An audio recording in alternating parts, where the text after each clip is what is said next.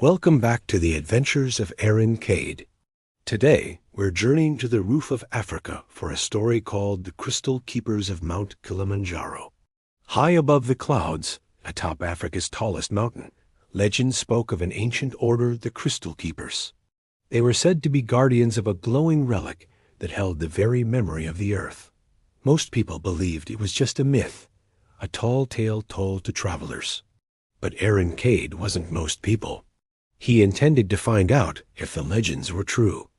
Arin climbed the steep slopes of Mount Kilimanjaro, the air growing thinner with every step. Far below him, the world was hidden beneath a vast ocean of white clouds, while above, the sky was a brilliant, endless blue against the snow-capped peak. He remembered the warnings from the locals in the village at the mountain's base. They had spoken in hushed tones, their eyes wide with respect for the great peak. "No one reaches the summit at night," one elder had told him, his voice a low rumble. "The mountain protects itself."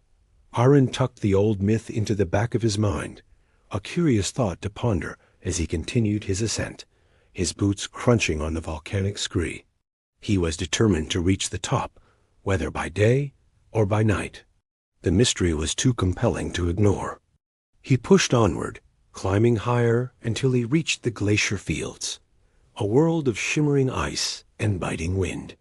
It was here, in a place few had ever dared to venture, that he discovered something extraordinary. Tucked away behind a shimmering curtain of frozen mist and ice was a stone archway. It was ancient, weathered by millennia of wind and snow. Strange symbols glowed with a faint, otherworldly light from beneath a thick layer of frost. Arin pulled out his lantern, its warm flame a stark contrast to the frigid air. He held it close to the stone, and the ice began to crackle and hiss. As it melted and fell away in glassy shards, it revealed an inscription carved in ancient Swahili. Arin traced the letters with his gloved finger, reading the words aloud. "Only those who walk with courage may enter." As soon as the last word left his lips, a deep rumbling sound echoed from the archway. The massive stone door groaned, then slowly swung open, revealing a dark passage beyond. With a steadying breath, Arin stepped through. The tunnel was short, and it opened into a cavern so vast it felt like stepping into another world. The air was still and cool, and the chamber was illuminated not by torches or sunlight, but by thousands of floating crystals suspended in midair. Each crystal pulsed with a soft, gentle light, their glows echoing through the immense space like silent, rhythmic heartbeats. Arin stood in awe, his breath catching in his throat. He whispered a single word, "Incredible." His voice, though quiet, was enough to cause a ripple effect through the cavern. The floating crystals shifted and rotated in perfect unison, their light beams converging on the floor to form shimmering, intricate paths of light. It was a puzzle, a map made of pure radiance. Arin realized he had to follow the path without disturbing the delicate balance of the floating crystals. He took his first step, placing his foot carefully on a glowing line. Then another, and another, his focus absolute. When he finally reached the last step on the far side of the chamber, the cavern rumbled once more. The wall in front of him shifted, revealing another dark passage. The mountain was letting him proceed. The tunnel was short, and it opened into a cavern so vast it felt like stepping into another world. The air was still and cool, and the chamber was illuminated not by torches or sunlight, but by thousands of floating crystals suspended in midair. Each crystal pulsed with a soft, gentle light, their glows echoing through the immense space like silent, rhythmic heartbeats. Arin stood in awe, his breath catching in his throat. He whispered a single word, "Incredible."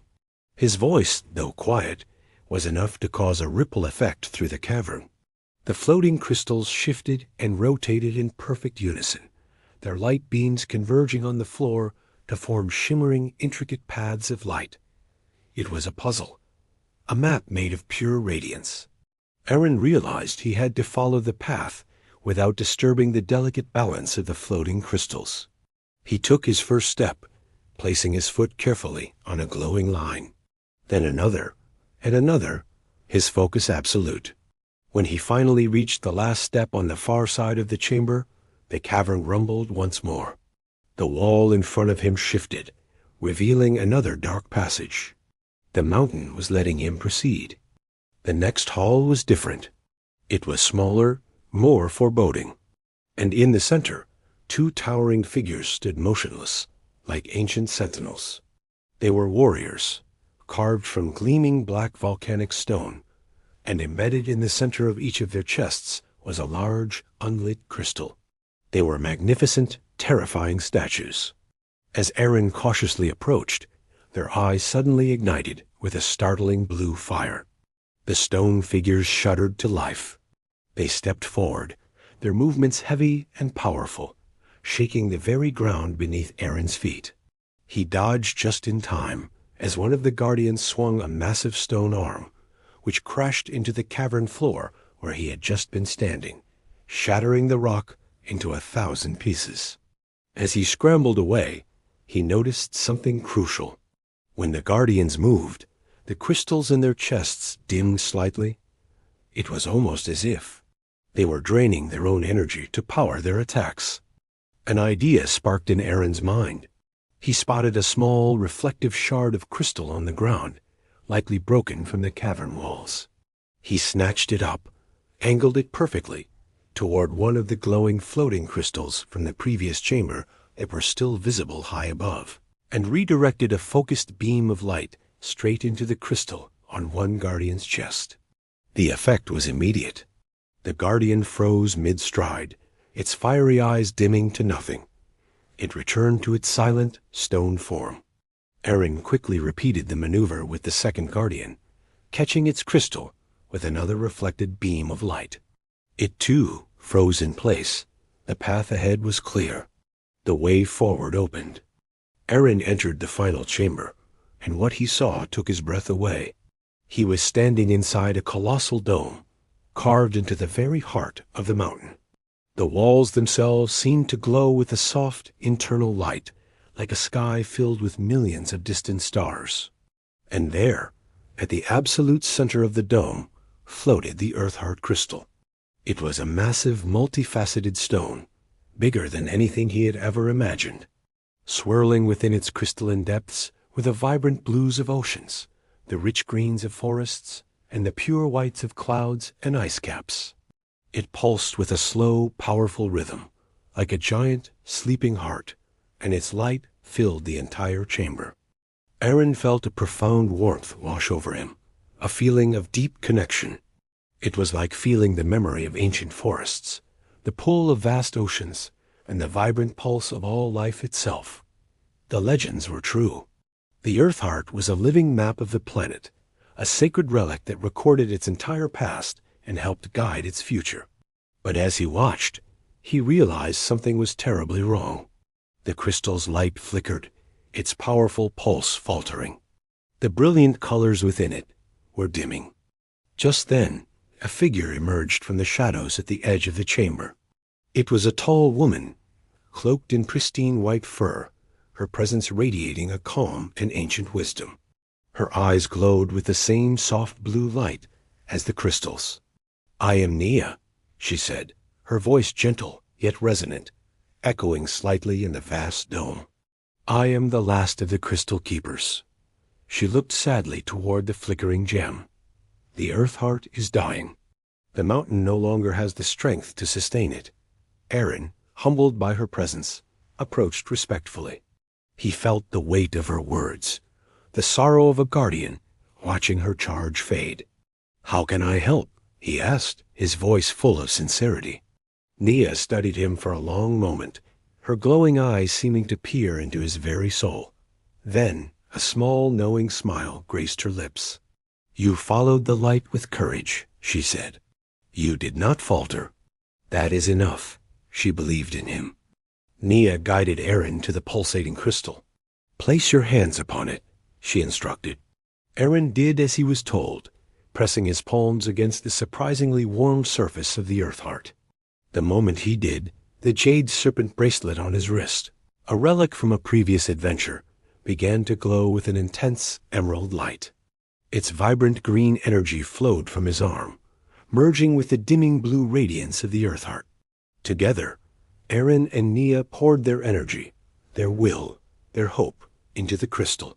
Visions flashed before Arin's eyes, a breathtaking montage of the planet's history. He saw rivers carving canyons through stone, vast forests growing and breathing, glaciers advancing and retreating over continents. He felt the powerful, undeniable heartbeat of the living Earth in a way he never had before. Under their combined efforts, the Earthheart began to blaze with renewed brilliance. The blues, greens, and whites swirled with vibrant life once more, filling the chamber with a symphony of radiant colors. The pulse was strong and steady again. Nia bowed her head in gratitude. "You have done what no keeper could do alone," she said softly. "The mountain and the world, thank you." Arin stepped back out of the stone archway just as the first rays of dawn broke over the horizon. The entire sky was painted in breathtaking shades of pink and gold, the light reflecting off the glacier peaks in a dazzling display. He had spent the whole night inside the mountain. As he stood there, taking in the magnificent sunrise, Nia's voice echoed gently in his mind, a soft whisper on the wind. "The world needs protectors, Arin Cade. You will not walk alone." A smile touched Arin's lips. He adjusted the straps of his pack, feeling the familiar weight and the promise of the road ahead.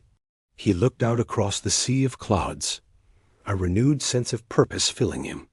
"On to the next adventure," he said to himself. And with that, he began his descent from the roof of Africa, carrying with him the restored, steady heartbeat of the world. Thank you for joining us on this incredible journey. If you enjoyed this story, don't forget to subscribe, and hit that notification bell so you won't miss the next adventure of Arin Cade. Until next time, stay curious.